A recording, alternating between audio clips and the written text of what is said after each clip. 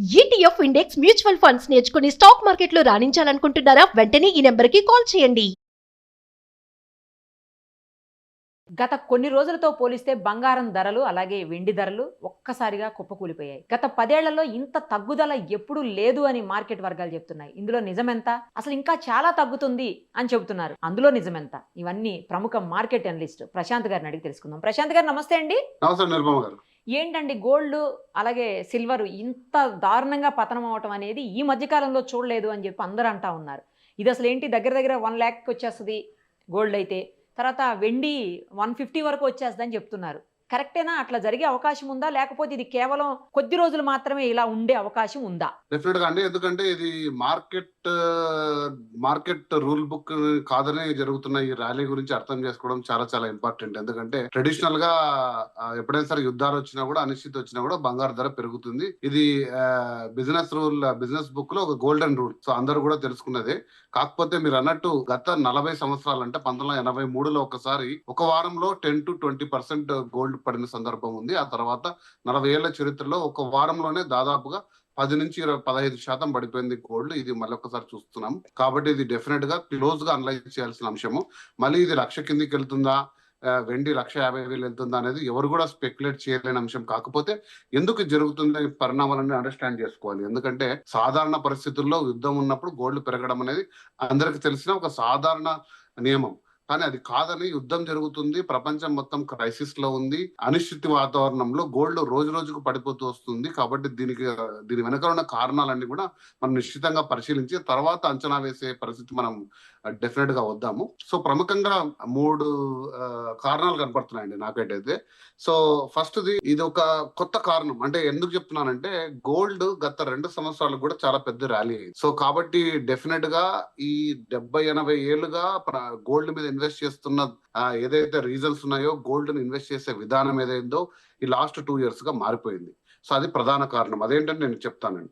Gold ఎప్పుడు కూడా ఒక ఇన్సూరెన్స్ అసెట్ గా జనాలు కొనేవాళ్ళు. అంటే ఒక 10 నుంచి 15% పోర్ట్ఫోలియోలో గోల్డ్ ని ఏదైనా కూడా క్రైసిస్ వచ్చినప్పుడు మనల్ని ఆదుకోవాలని చెప్పేసి మనం ఒక 100 రూపాయలు ఇన్వెస్ట్ చేస్తే 10-15% గోల్డ్ పెట్టుకునే వాళ్ళు. అది మనమే కాదు, ఇన్స్టిట్యూషనల్ ఇన్వెస్టర్స్, మీరు కొనే మ్యూచువల్ ఫండ్స్ కానీ, పెద్ద పెద్ద రిస్క్ ఫ్రీ మ్యూచువల్ ఫండ్స్ కానీ, సెంట్రల్ బ్యాంక్స్ కానీ, గవర్నమెంట్స్ కానీ, ప్రముఖంగా చిన్న చిన్న దేశాలు, పోలాండ్ లాంటి దేశాలు 150 టన్నులు గోల్డ్ కొనడం లాస్ట్ ఇయర్. చిన్న దేశాలు, పెద్ద దేశాలు ప్రతి ఒక్కరు కూడా గోల్డ్ కొనడం అనేది లాస్ట్ 2 years గా చూసాం. సో ఈ విధానంలో మార్పు ఏమైందంటే గోల్డ్ అనేది ఒక ఇన్సూరెన్స్ అసెట్ నుంచి ఒక ఫైనాన్షియల్ ఇన్స్ట్రుమెంట్ గా మారిపోయింది. ఫైనాన్షియల్ ఇన్స్ట్రుమెంట్ అంటే just like another stock market. ఒక ఎస్బీఐ షేర్ కొన్నట్టు గోల్డ్ షేర్ ఈటీఎఫ్స్ గా మారిపోయింది. మీరు చూస్తే లాస్ట్ ఇయర్ అండ్ హాఫ్ లో $70 billion కేవలం గోల్డ్ పర్చేస్ ఈటీఎఫ్ లో మాత్రమే జరిగింది. So financial instruments working model different గా ఉంటుంది. ఈ insurance assets working model different గా ఉంటుంది.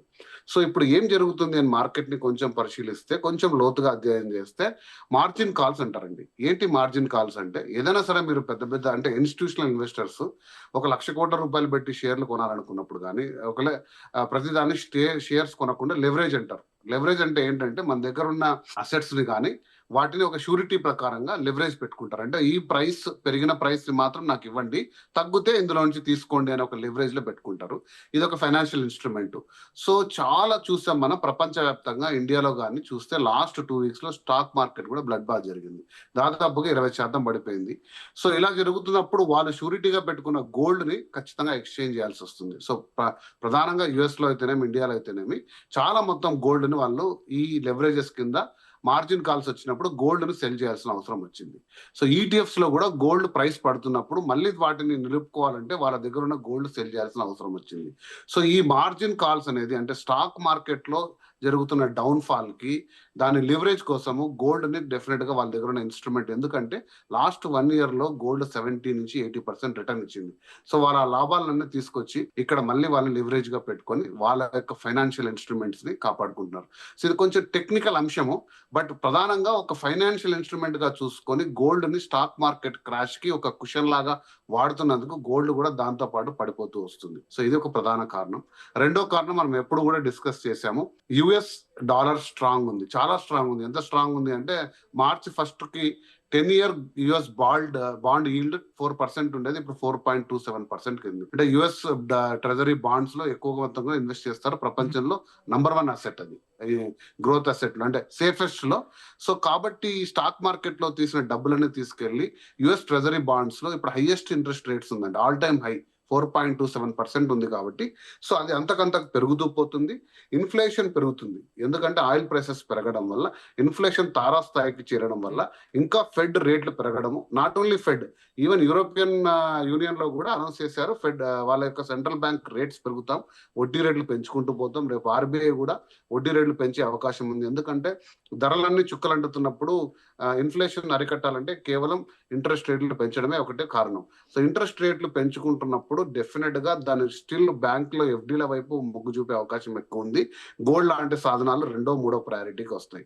So strong dollar with interest రేట్లు, ఈ రెండు కాకుండా చాలా మటుకు డబ్బులు నెక్స్ట్ 1-2 months లో ఎనర్జీ సెక్టర్ వైపు తిరిగే అవకాశం ఉంది. అంటే ప్రపంచవ్యాప్తంగా ఎనర్జీ సెక్టర్ చాలా బలపడనుంది. $72 ఉన్న బ్యారెల్ యుద్ధం మొదలు కాకముందు ఈ రోజు $120. ప్రొడిక్షన్ ఇది 130, 40, 50. ఎందుకంటే ఎట్టుపోతుందో ఎవరికీ తెలియదు.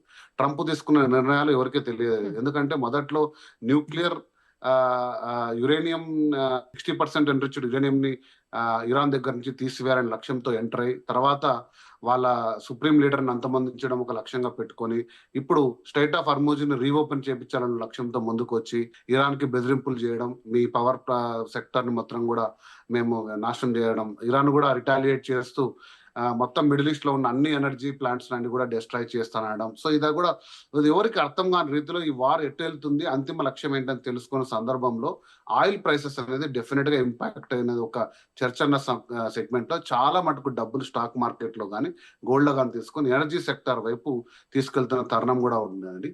సో ఈ 3 కారణాలు డెఫినెట్ గా కొత్తగా వచ్చిన కారణాలు. ఇవి మన ట్రెడిషనల్ గా యుద్ధ వాతావరణంలో గోల్డ్ రేట్లు పెరగాలి తగ్గాలనుకోని కారణాలు కాకుండా కొన్ని డిఫరెంట్ కారణాల రీత్యా గోల్డ్ ఒక షార్ట్ టర్మ్ డిప్ అయితే అయిందండి.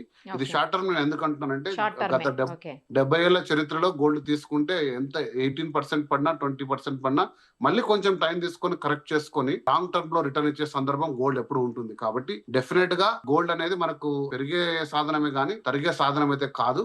అది ఏ ప్రైస్ లో ఉంటుంది, ₹1,00,000 కిందికి వస్తుందా రాదా అనేది ఈరోజు అంచనా వేసే పరిస్థితులు అయితే లేము. నాకున్న అంచనా ప్రకారం ఏంటంటే ఒక డిమాండ్ ప్రైస్ అయితే ఉంటుంది గోల్డ్ కి 1,40,000 అని అనుకున్నాము. అంత కిందికి వస్తే డెఫినెట్ గా మళ్ళీ పర్చేస్ చేసే పరిస్థితులు ఉన్నాయి. కాబట్టి డెఫినెట్ గా గోల్డ్ అనేది అంతకంటే కిందికి తగ్గుతాదని నేను అనుకోవట్లేదు. కాకపోతే పరిస్థితులను మనం అంచనా వేసుకొని ఇప్పుడు మీ దగ్గర ఉండే పెద్ద పెద్ద ఇన్వెస్ట్మెంట్లు చేయాలంటే కొంచెం ఆగండి, నిశ్చితంగా పరిశీలించండి. తగ్గుతున్న మార్కెట్లో ఎంటర్ కావడం మంచిదే కానీ ఉన్న డబ్బులంతా పెట్టడం మంచిది కాదు. డెఫినెట్ గా దీంట్లో కూడా సిప్ విధానం తీసుకొని ఇంకా కొంచెం కరెక్షన్ ఉంటే అప్పుడు కూడా కొంచెం పర్చేస్ చేసుకొని, ఇంకా కరెక్షన్ ఉంటే తీసుకొని, స్లైట్ గా పెరుగుతుంటే కూడా తీసుకొని మల్టిపుల్ టైమ్స్ ఎంటర్ అయితే మీరు డెఫినెట్ గా కూడా దీని నుంచి లాభపడే అవకాశం ఉంది. అంటే ఇప్పుడైతే తగ్గే అవకాశం ఏం లేదండి. అంటే చాలా తగ్గిపోతుంది. ఒక పక్క పెళ్లిళ్ళ సీజన్ నడుస్తుంది కాబట్టి ఇప్పుడు బంగారం కొనేసుకుంటే ప్రాబ్లం ఉండదు, తగ్గిపోయింది కాబట్టి ఇంకా తగ్గుతుంది, 1 lakh వెళ్ళిపోతుంది, అప్పుడు కొనేసుకుందాం. ఇవన్నీ అయితే ఆలోచించొద్దని చెప్తారు, అంతేనా ప్రశాంత్ గారు? నేను ఎప్పుడు కూడా గోల్డ్ మొత్తం ఒకసారి కొనమని చెప్పానండి. నెక్స్ట్ మార్కెట్ కాబట్టి డెఫినెట్ గా మీరు సిప్ విధానంలోనే కొనండి. ఇప్పుడుండే ప్రైస్ అయితే బెటర్ ప్రైసే. ఇంకా తగ్గుతుందో లేదో అనేది మనం అంచనా వేయలేం కానీ, కాకపోతే ఇది తగ్గిన ప్రైస్ మీరు క్యాష్ చేసుకోవాలంటే కొంత మొత్తంలో మీరు ఎంటర్ కావడం మంచిదే. ఇంకా తగ్గుతుందా అని అంచనా ఎవరు చేయలేకున్నారండి. ఎందుకంటే ఫైనాన్షియల్ ఇన్స్ట్రుమెంట్ గా మారింది, ఒక స్టాక్ మార్కెట్ ప్రైస్ లాగా మారింది గోల్డ్ ఇంత ముందు లాగా ఉన్న రీజన్స్ కంటే కూడా. కానీ లాంగ్ టర్మ్ లో ప్రపంచవ్యాప్తంగా ప్రతి గవర్నమెంట్ దగ్గర ఒక సేఫెస్ట్ హ్యావెన్ గా పెట్టుకున్న గోల్డ్ డెఫినెట్ గా పడిపోయే సాధనం అయితే కాదండి. లాంగ్ టర్మ్ మీరు తీసుకుంటే, మీరు ఒక 4-year హారైజన్ లో తీసుకుంటే గోల్డ్ డెఫినెట్ గా best investment. So wait and see better. ఏదైనా ఎమర్జెన్సీ ఉండి పెళ్లిళ్ళు ఫంక్షన్స్ ఉంటే ఓకే కానీ అదర్వైజ్ వెయిట్ అండ్ సీనే. డెఫినెట్ గా. థ్యాంక్ యూ అండి, thank you so much. Thank you.